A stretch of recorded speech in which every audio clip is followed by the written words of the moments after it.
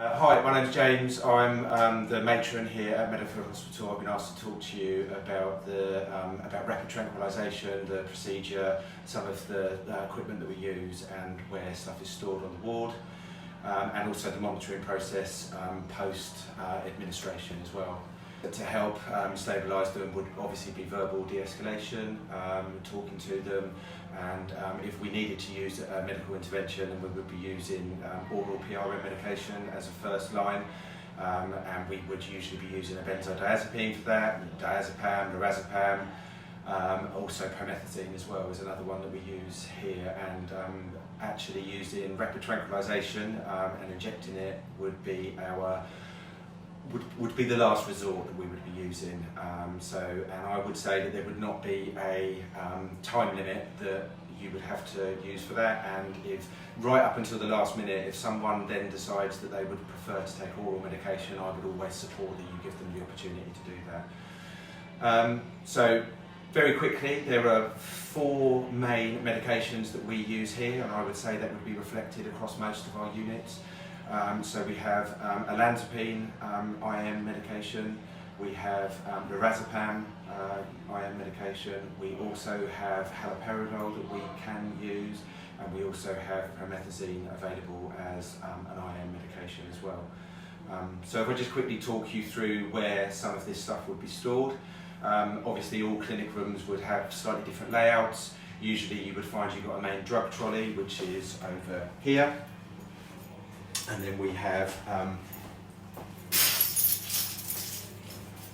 our stock medication cupboard, which is where all of our stock medications are held. And on the left-hand side here, for example, we have some of the medication that we would be using for rapid tranquilisation. Firstly, here we have the olanzapine. I have just opened this, so I broke the seal just to have a look, and I can show you what the vial looks like. It comes in a 10 milligram vial, which needs to be mixed with 2.1 mils of water for injections, which you can also find in the same cupboard, and looks a little bit like that. So you break one of these off, twist the top off, draw up the desired amount of water. You would then take the top off this, put the 2.1 milligrams of water, millilitres of water into the vial, give it a good shake, and then you can draw up the injection, and each milliliter of the injection you draw up is 5 milligrams of the medication. Usually we'd be using 10 milligrams, so we would draw up 2 mils. And it is important to note that you need to use this within 1 hour of drawing it up. It's also important to note, do not give lorazepam IM medication at the same time as giving olanzapine IM medication. You need to leave 1 hour apart before you can give IM lorazepam if you give IM olanzapine. And we would be using the gluteal site in the upper outer quadrant for all of these injections that we're talking through today. So that's the olanzapine. We also have available for use, we have haloperidol, which a lot of you will be familiar with the way that is stored, and it comes in the little glass ampules, which you have the dosage, you have the sell by day, break the top off, draw up the desired amount, and that will be indicated by your prescription. You will find the same for promethazine, which again is glass ampules, usually given in 25 milligram or 50 milligram increments. So dependent on the dose that is prescribed will depend. These are 25 milligram ampules, so you might have to use 2, but primarily you'll be using 1. The other injection that we use quite frequently is lorazepam, which is stored in our fridge.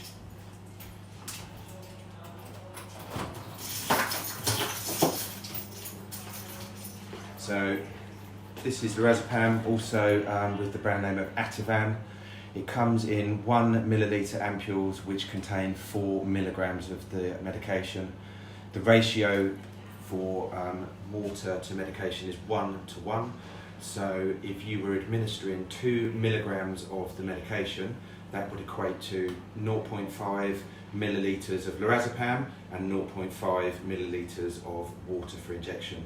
Now the way that I would administer this would be to draw up the lorazepam into the syringe, so you have 0.5 millilitres within, and then I would draw 0.5 millilitres of the water for injections into the syringe, and it would mix within the syringe, and then it's ready for administration.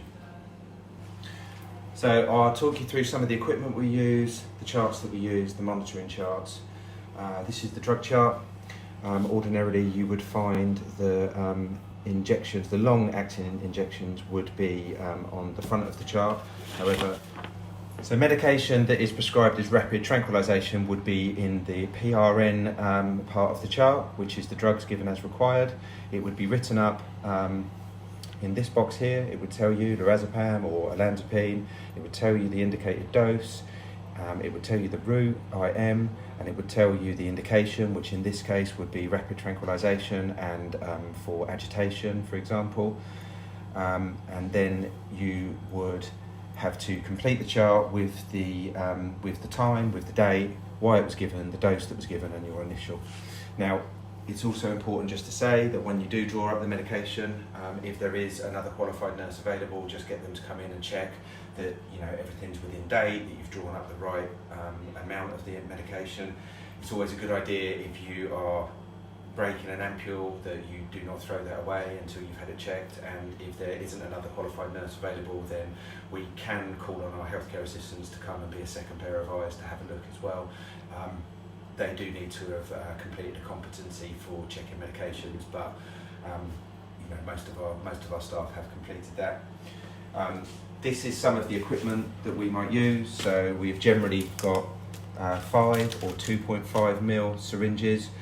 You will usually find them in one of the drawers in the ward. It's in the top drawer here, and then we also have needles. So we have safety needles with sheaths, so they're non-resheathable, and once you've finished administering the injection, you can just click that down part and it will come over and cover the needle, so that it reduces the risk of needle stick injuries. We do have blunt drawing up needles as well, which you can use, and then we have cotton wool and plasters. I would also recommend that you use gloves. That does come down to personal preference, but from an infection control point of view, I would suggest that you use them. We don't use alcohol swabs, as we don't regularly use them. They're not something that we use, but I do know that some people have preference to use them. And then it's important to say that after administering any rapid tranq medication, that we adhere to the rapid tranquilization protocol for physical health observations.